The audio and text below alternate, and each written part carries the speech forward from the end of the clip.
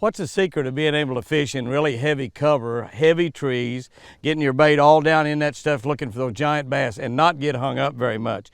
Well, quite honestly, it's a Texas rig. This is an old way to fish plastic worms and lizards and craws, but it's one of the most effective ways that you can fish in really, really heavy cover. And one of the secrets that we have nowadays that we didn't used to have was tungsten weight.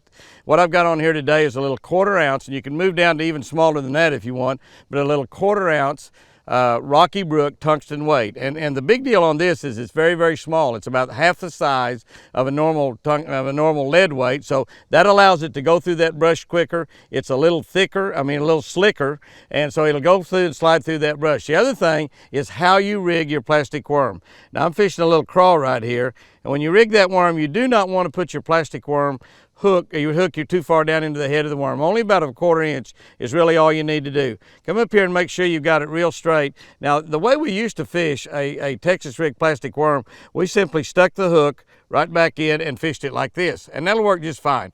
But here's a much more effective way. Go down to about to where the bend in that hook is. Put your thumb right there. Stick the point of that hook straight through, not in an angle, but straight through. Now you can come up to the top of that plastic worm or lizard or craw and skin hook that bait back in it, right like that. Now that's a perfectly straight bait, and once you put your tungsten weight down there on top of it, you've got a perfect rig to fish weedless in really, really heavy cover. Now here's the other thing.